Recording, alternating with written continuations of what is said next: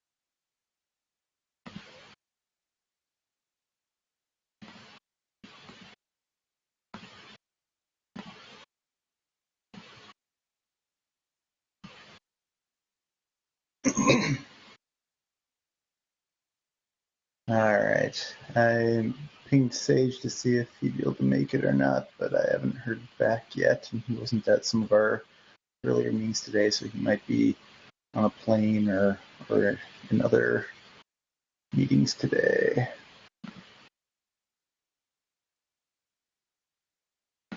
All right. Why don't we get started here?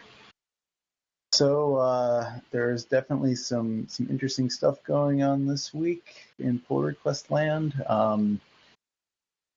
This top pull request in the list regarding looking at the locking in the bitmap allocator. I'm very excited about. This is something that we've kind of seen in the background for the past couple of months. Is that under high random write workloads, the bitmap allocator is doing a lot of locking and unlocking, and I'm excited that someone's looking into it now. So this is great. There's actually I think some code there, so I'm gonna try to take a look at that whenever I've got a chance. If not this week, hopefully I might be able to take a look at it during the FAST conference next week. So very exciting. That's great. Haomai has been working on RDMA with the async messenger, and he's got a couple of different pull requests here. One that actually merged was adding perf counters to the RDMA backend. I assume he's probably been using those for a lot of testing. But the other maybe more interesting ones here is making basically adding zero copy code into the RDMA backend, and then also kind of some discussion here going on regarding making better RDMA buffer size defaults. It sounds like there's maybe some issues with that, but not a lot of detail yet. So exciting news in RDMA land. What else? Sage has a basic PR for write cache in BlueFS. We'll see whether or not that improves things. This was basically to get around having to enable buffered writes in, let's see, I think it's in, there's so many different settings that we have now, but the idea is basically to make it so that RocksDB doesn't need to be doing like buffered writes, I think. I might have screwed that up, but in any event, this was basically to work around some performance issues that were cropping up when we were not doing buffered writes in some scenarios. What else we have here? Sage's faster dispatch work with Greg. It looks like Greg's been doing a lot of review on that, which is fantastic. Sage had mentioned that it's probably ready to do some performance testing on, so I'm going to try to take a look at that towards the end of this week.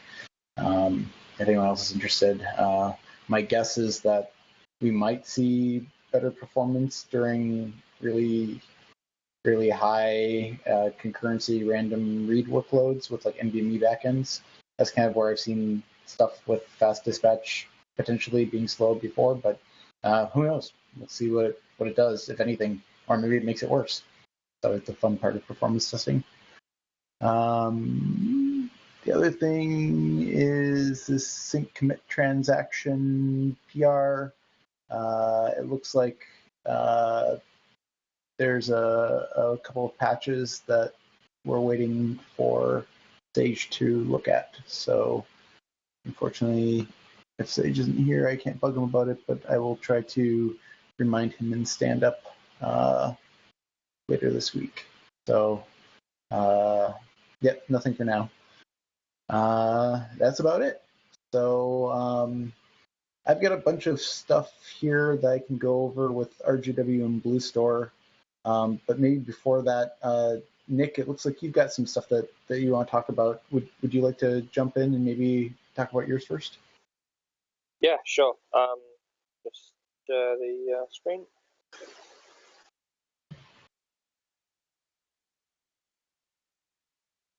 So this is just following on from last week. Sam had done an update to sort of bring back the old sleep style behavior without actually sort of blocking. So just to recap, the graph on the screen at the moment, that was the sort of the original behavior without any modifications.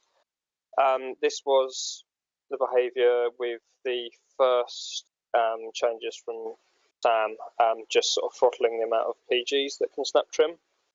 And then I managed to do a test today of the next one, which, as you can see, it's a lot better. So I set the sleep to 100 milliseconds just as a sort of a random sort of figure. I can do a different range of sleep values if that's thought to be useful. But overall, it's much better. There are occasional drops down to 0. I think that's just, again, when the sort of page cache flushes out to the disks, that it sort of causes a bit of a overload on the disks. But generally, that just looks a million times better to me. I don't know if there's any sort of questions on that.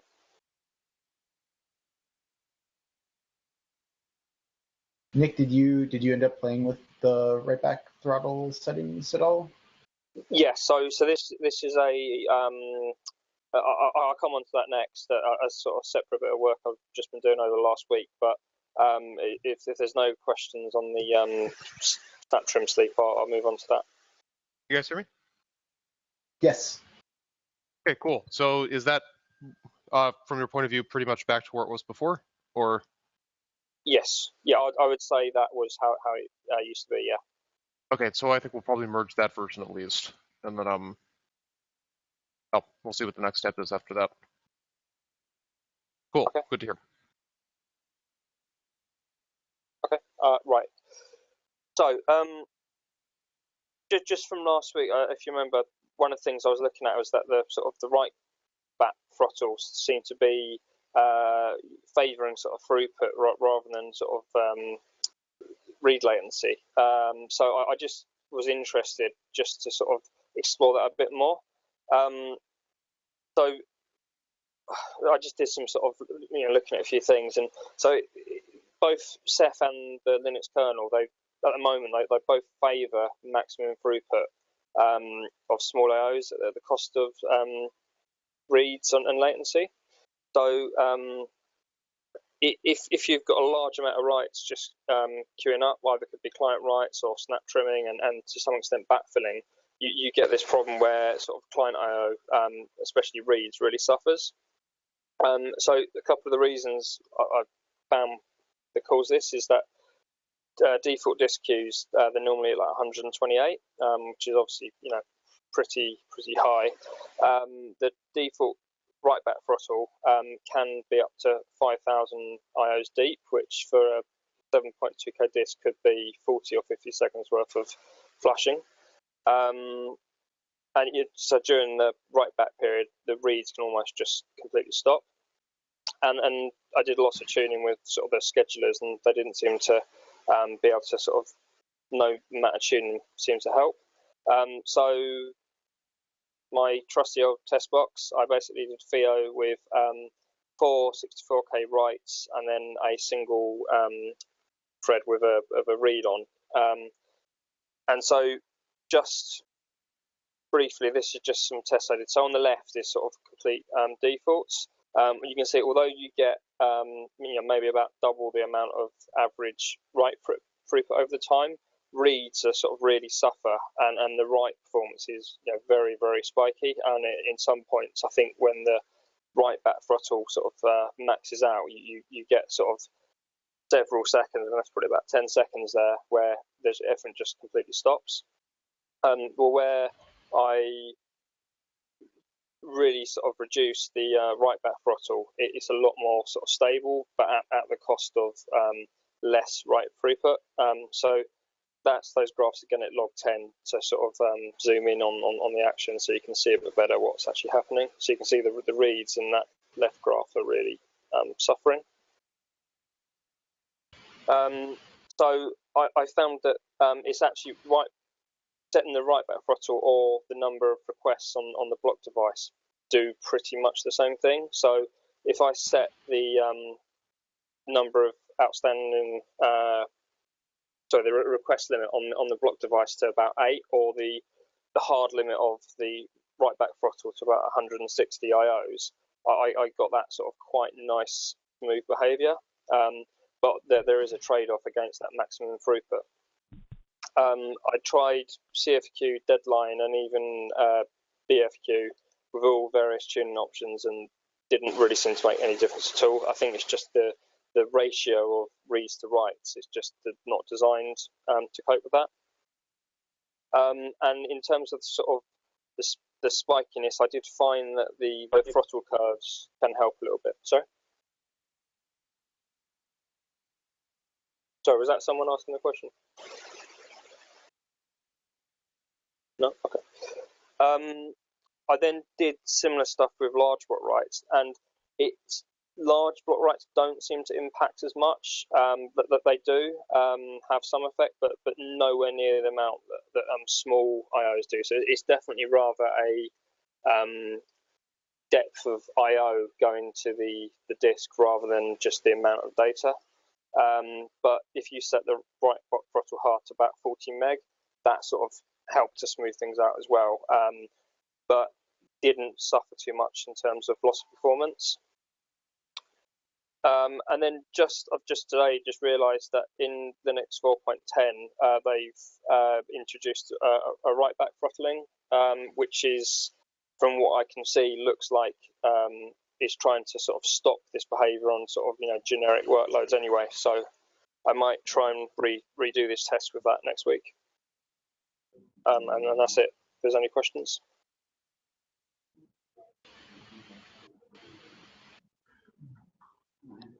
I didn't know about the write back throttle in 4.10. That's interesting. I'll have to go read up about it.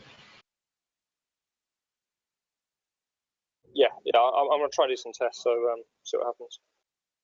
Are you going to try to make any similar graphs with different write back throttle settings to the one that you had earlier? So you mean like these two graphs, but at different amounts of sort of write back throttle? Is that what you mean? Yeah, exactly. Yeah, I mean, so what I sort of found is generally is going from the defaults down to the a 100 or 150. It was sort of a reasonably linear sort of progression towards that. It just seems that as the amount of outstanding IOs you can have going to each disk, which starts to reduce, it just sort of goes down linearly. And I guess it's just what you prefer for your cluster. Mm-hmm. I mean, for me, I would sort of say that if I was having to run my cluster 100% to get that right performance, that's probably an indication that I need to make that cluster bigger. But Sure. I would probably prefer in that instance that if it ever did go to 100%, that I can rely on everything being a little bit more stable. In this graph, the post tuning, what was the tuning there again? Like what specifically? It was probably around about 150, I think, for the hard throttle versus the default of 5,000. Okay. Okay. Cool.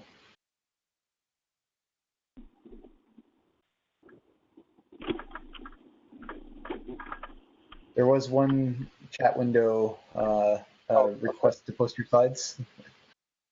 Right. So let me just. Oh right, yeah, okay, yeah. I'll put them somewhere and post it in the window before the end of the meeting. Cool. Okay. All right.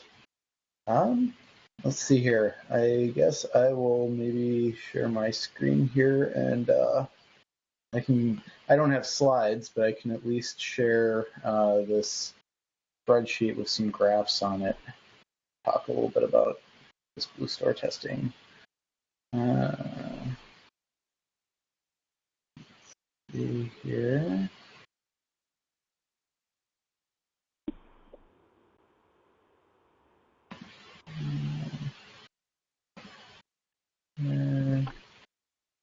All right, is this showing up?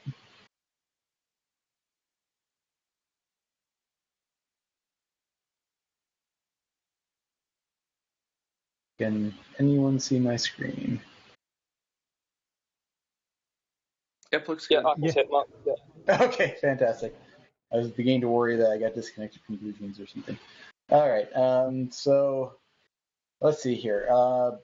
To give some background on this, a couple of months ago, our reference architecture team was seeing really kind of poor performance when they were doing RGW scale testing. They had a cluster with, I think, a couple hundred OSDs, all on hard disks, and they basically were trying to figure out a good reference architecture for RGW with erasure coding, and they were just seeing really crappy performance, especially in relation to Rados Bench, and they didn't know why. So we went through a bunch of suggestions, including looking at the number of buckets and the bucket sharding and how much time was spent in bucket index updates, the file store, or sorry, the RGW chunk size that was being used, all of these different things. And it got better, but it never really got great. So Sage, a couple of weeks ago, asked if I could just take a look at this and see if I could provide some insight into what's going on. And whether or not I have insight, I'm not sure, but at least I have some results. So the gist of this is that we needed a better way to do this testing, since they were using CosBench and it was really painful and slow to test things, and it wasn't automated. So they were running tests on a cluster that had already had a bunch of writes done to it, so it was aging, and it was hard to compare test results from a fairly young version of the cluster to a very aged version of the cluster. So what I did is I went back in and added a benchmark called getPut into CBT. This was written by Mark Seeger maybe about a year or two ago out at HP. And the benefit versus CosBench is it's all Python, and it's really easy to just throw command line parameters at it and have it run benchmarks. So nice in the same way that like FIO is nice, but for Swift benchmarking. So I wrapped that in CBT and cleaned up some of the multi, just some of the stuff that CBT was really kind of brain dead in the way that it was setting up RGW clusters and talking to them. So it's better now. I won't say it's really good, but it's at least good enough that now you can basically, with a single YAML file and Ceph.conf file, create Ceph clusters and run RGW tests against them without really having to do much configuration beyond that. So that's nice. So that's what I did. Unfortunately, I ran into some problems where the initial results were all bogus. And the reason for that is that getPut in each process that it spawns will first do a head request against the RGW server that it's talking to, and then it will create the bucket, assuming that it's making a new bucket for the process. If it's a shared bucket, then it won't recreate it. But if you're specifying that you want one bucket per process, it will go through and actually create the bucket as part of that within that thread, that process. The problem here is that it's assuming that head request and that bucket creation is fast, and in RGW it's not, especially under load. These individual processes were getting upwards of even 5 minutes out of sync with each other, maybe even longer, but these were 5-minute tests, so basically some of them weren't even running at all. Or in some cases they were running afterwards, and the test wouldn't finish until all the processes had finished. So you were in a situation where some processes were running and then other processes weren't starting until the initial ones had finished. So as you can imagine, all of those results were really bad. It's really easy to do that kind of synchronization within one node. I was able to modify the get put benchmark so that it didn't actually start running any of the tests until all of the bucket creation and head request processes or head requests had already finished. That was really easy, just using a counter and a lock, basically, and inter-process communication. But synchronizing that across multiple nodes is actually much harder. You could use something like MPI to do it, but that's painful because no one has MPI installed unless you're at an HPC site. I was hoping that I'd be able to actually synchronize across an object inside S3 or Swift itself, but there's no guarantee that the read will have the most up-to-date information from a write on an object. So ultimately, the route that I went is kind of the quickest, easiest hack that you can imagine is basically there's a configurable delay now in the benchmark where you say, all right, after I've done my head request and my bucket creation, here's a grace period before starting the benchmark, and then it's up to the user to figure out how long that needs to be so all those requests can finish before actually running the benchmark. And then it will, assuming that your clock is the same on all of your nodes, will wait until a certain time after the benchmark started to actually start running the real tests. And at least here, that's working really well. I've gone from really, really bad synchronization to now, at least for the purpose of these tests, pretty acceptable start and stop times across the processes. So these results are using that newest version of the benchmark, which I'm talking to Mark Seeger about getting it upstreamed. So without further ado, let's look at some of this. So probably the first thing that jumps out at folks is that in these tests, BlueStore is doing quite a bit better than FileStore is. With 3x replication, it's about twice as fast. And you'd expect this because we're writing out really big objects. BlueStore is not doing the double, it does not suffer the double write penalty in this particular case, whereas FileStore is. So for large object writes like this, it's about twice as fast, which is what you'd expect. The good news here too is that RGW is about the same speed as Rados Bench. So we're not seeing any kind of real degradation in these tests from going through the gateway. With erasure coding, it's actually even kind of more extreme. FileStore is quite bad in these tests, and it's quite a bit worse than just Rados Bench. And I suspect that's largely due to the extra work that's required for updating the bucket indices. I don't have any proof of that, but that's my suspicion here.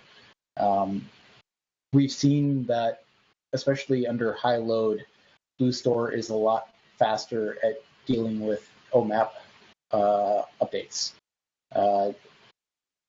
probably just because RocksDB tends to be better at this kind of thing than LevelDB from what we've seen. And also probably because this was all done on a fresh file system, and RocksDB probably hasn't gotten to the point yet where it's doing a lot of compaction. So take these with a little bit of a grain of salt for that reason. But at least here, BlueStore is looking a heck of a lot better. That's kind of speaks for itself, I guess. Larger chunk size is better across the board too. It also kind of makes sense just given that we've got really big. Yes. Yeah, just one comment about that is that even more important than having much than double performance is that the performance is more stable while you fill the disks all the time. With file store, performance degrades as you add more and more objects, while in BlueStore, the degradation is less or not visible at all. And the problem in BlueStore are only during compactations. Okay, while in XFS degradation was constant and as you fill the cluster. Yeah, that's definitely. I think the behavior that we'd expect to see is with file store when you get to the point where now you're doing PG splits and dealing with some of the extra de-entry lookups and just the overhead of PG splitting itself. I would expect that file store probably actually does worse on an aged file system versus BlueStore, but BlueStore will, or at least RocksDB will likely slow down as you increase the number of objects just because it will be doing more compaction more often, trying to move things around between different levels to figure out where the optimal placement is. So I don't necessarily want to say that BlueStore will definitely be better in all cases. So far, I think from what I've seen in the past, I think BlueStore is going to be better than FileStore on an aged file system. But just because I haven't done that testing in this case, I don't want to make claims that I can't support. But yeah, I suspect that you are correct. On an aged file system, I imagine that in these tests, BlueStore is probably going to continue to be better. This is important mainly, and this may be more critical than the overall performance for systems that write small objects.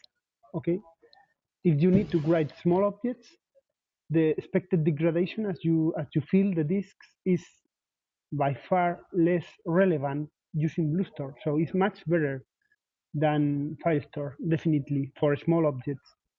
So this is the message. You need to move from this to this because if you have a small objects, it's very urgent for you.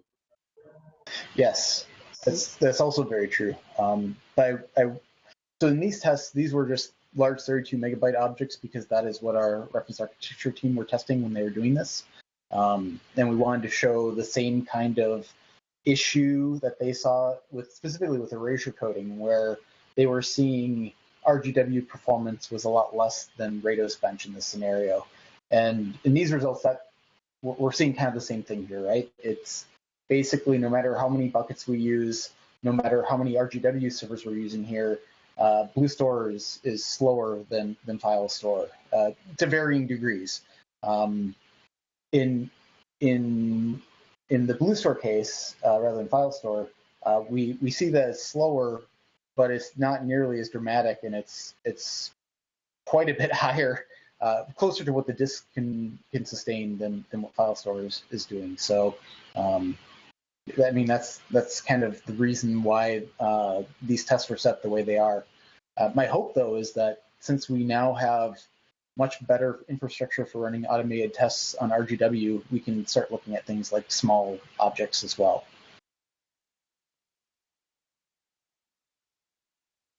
All right, so need to move on here. So that was on hard drives. Those basically no SSDs involved at all. When we put these next tests are basically using hard drives and then also a single NVMe drive in each node.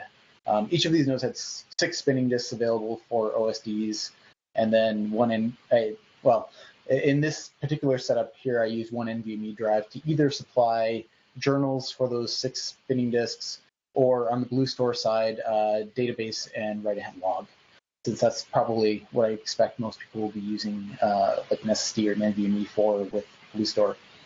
So the difference between no NVMe drive and an NVMe drive per node, it makes a pretty big difference for file storage you'd expect, right? Because now you're not doing the extra write on the disk. It's for the journal. It's going to the solid state disk. So that's pretty substantial. In fact, it's probably helping in this one bucket case even more so, because you're not overloading the disk with quite as many seeks, and things are just better behaved in general. And in fact, here now we're seeing, in some cases, like with this one bucket case, BlueStore and FileStore are basically almost at parity here. It's only when you increase the bucket counts that BlueStore is kind of taking off and showing its strength again. And this is with erasure replication. In the erasure coding case, again, we're just seeing FileStore not do well. It's just in general slower with RGW than with Rados Bench, and even the Rados Bench performance is nothing close to what BlueStore is getting in these tests. And I did go back and actually verify, because I was a little suspicious that I was doing that much better, but I went back and verified that that we're not seeing process skew in the benchmark here any longer. It looks like everything is pretty well synchronized. So if this is an inaccurate result, it's something new and not what I was seeing earlier. And it doesn't appear to be, at least on the surface. So that's the good news. Again, here for RGW, a larger chunk size is having a pretty dramatic effect. So that's now default in master. So hopefully folks will kind of benefit from that without having to change anything in the next release. The last set of tests here are kind of interesting. This is NVMe only. So each of these nodes has 4 P3700 NVMe drives that each can do about 2 gigabytes per second of writes. So the combined backend throughput across 4 of these nodes is something like 32 gigabytes per second. So what we're kind of seeing here is actually that the network is basically becoming the bottleneck. Each node has a 40 gigabit per second network card in it, but it only is using one of the ports, since we don't have enough ports on the switch to actually use both of them on each node. And in the Rados Bench case, you can see we're kind of topping out around 4 gigabytes per second for 3x replication, which is like about 3 gigabytes per second of writes per node. And that maybe the network card can do more than that, but since we're kind of seeing close to parity here for both FileStore and BlueStore, despite the fact that BlueStore is doing like half the work, I think we're probably network bound, or at least pretty close to network bound. And that kind of makes sense too when you look at the erasure coding results, because we're doing better with 4+2 erasure coding. And I'm guessing that's just because there's less network throughput going on. It doesn't have to send as much stuff over the network to each node. I could be wrong on that, but I'm guessing that's kind of what we're seeing here. So in this case, the good news here is that, especially with BlueStore and lots of buckets, we're more or less seeing the same performance we do with Rados Bench. And even kind of in some of the other cases, we're seeing pretty good throughput with one RGW server. I mean, it's like 3 gigabytes per second. So that's good. That's what we wanted to see. We wanted to see that an individual RGW server could really scale that high. I don't have the results here, but in previous testing, I was looking at CPU usage while this was happening, and it was really high. The RGW server was using like 20 cores to maintain this. So that's the bad news, is that despite the fact that we can go pretty fast, we're burning through a ton of CPU to do it. So that it is what it is. I think a lot of that is due to the threading model. We're spawning tons and tons and tons of threads. In this case, I think I've got it set to use like 2,000 RGW threads, and we're not burning through all of them likely, but with all of that thread creation and well, not thread creation, I guess, but just all of that context switching and everything is just, it's nuts. So definitely we were seeing from perf a lot of time spent in the network sec and civet web and all those civet web threads. And I don't totally understand how RGW threading works, but my understanding from talking to Matt is that we do a lot of work actually directly in those civet web threads. So yeah, I guess that's probably an area to look into. But yeah, generally here, throughput is pretty high. File store is looking okay. There's a really strange trend in some of these results where, specifically with file store, but even in one case with BlueStore, increasing the number of buckets actually degrades performance. And I've seen something like that when the number of bucket index shards is high and the number of buckets is high. But in this case, there's one shard per bucket, and you kind of expect that that having lots of buckets where you're distributing them across more OSDs would improve things, and it does here in some cases, especially when you have large chunks with BlueStore. But it seems that in other cases here we actually see more buckets doing a little worse. And especially kind of with with FileStore, I guess with both 512 KB and 4 megabyte chunk sizes. So I don't understand that, but it seemed to be repeated across multiple different tests. So yeah, there's something going on, but I don't know what. So that's all I've got right now.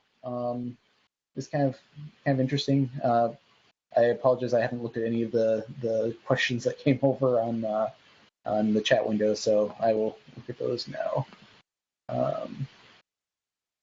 Let's see. Oh, any information on the total amount of data written to the cluster? So that changed pretty dramatically depending on the particular test, because these were set to run it for 5 minutes each rather than writing out a specific amount of data.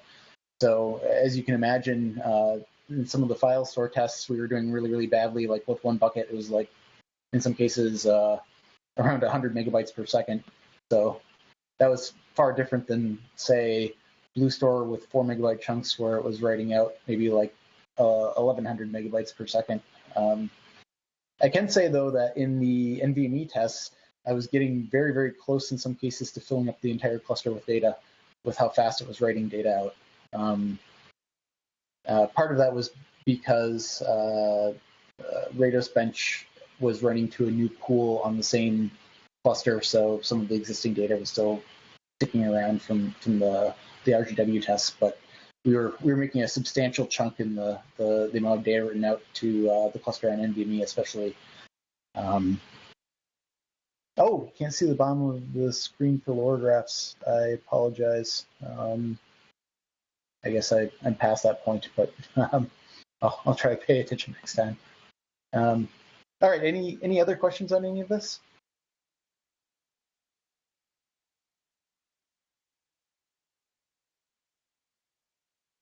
All right, well, that's all I have. Does anyone else have anything they'd like to talk about this week for the last 20 minutes? Hello, this is Jaime from Nokia. Yes, hi. Hello. I'm still investigating, and I want to know why we are having a lot of reads from time to time in our only write tests. Okay, so I'm still trying to advance in what is the root cause of having this kind of a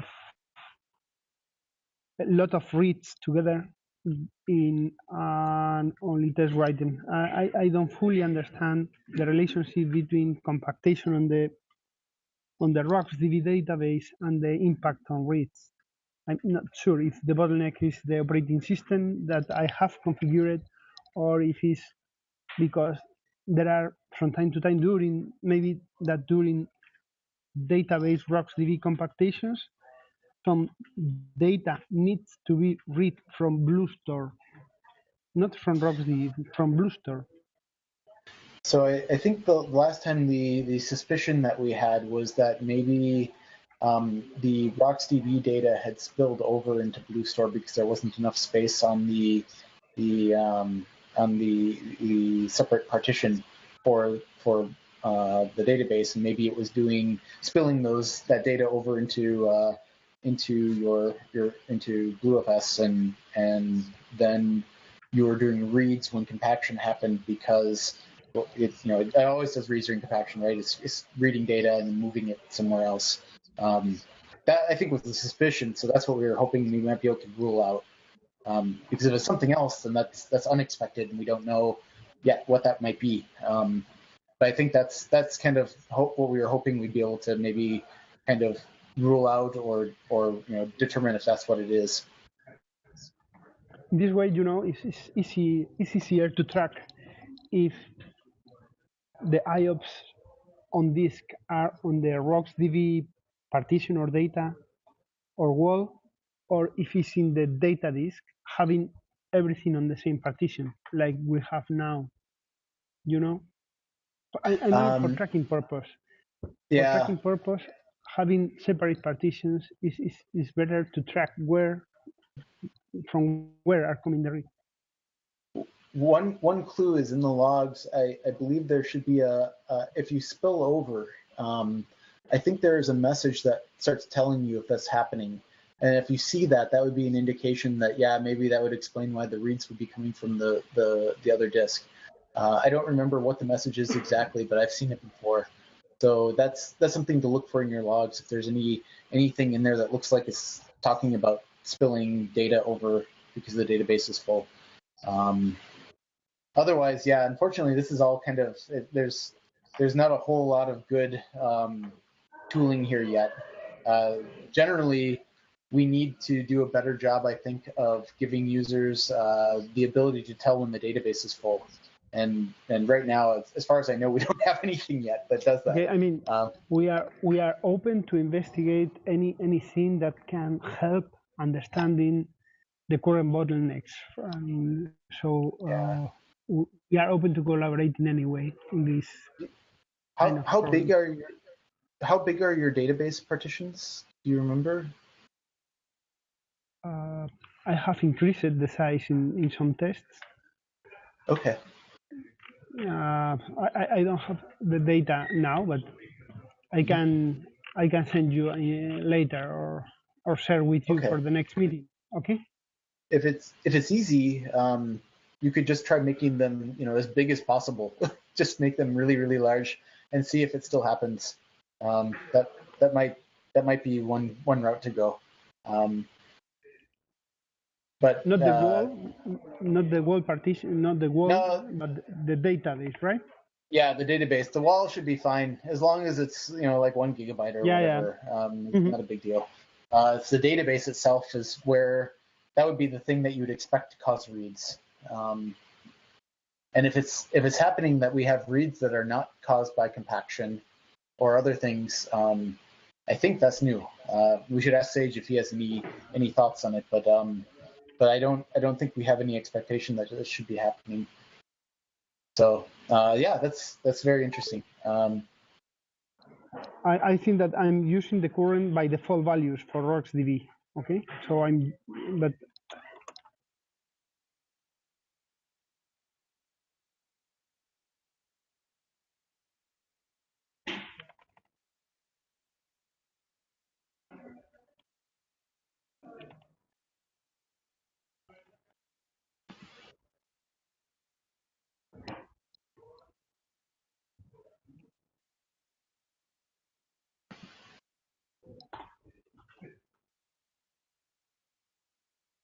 Okay.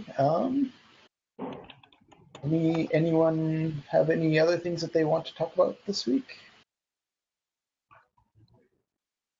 No. All right.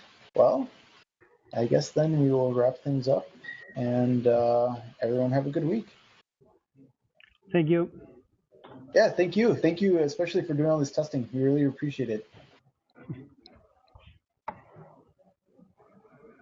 All right. Have a good week, everyone. Nice weekend. Bye.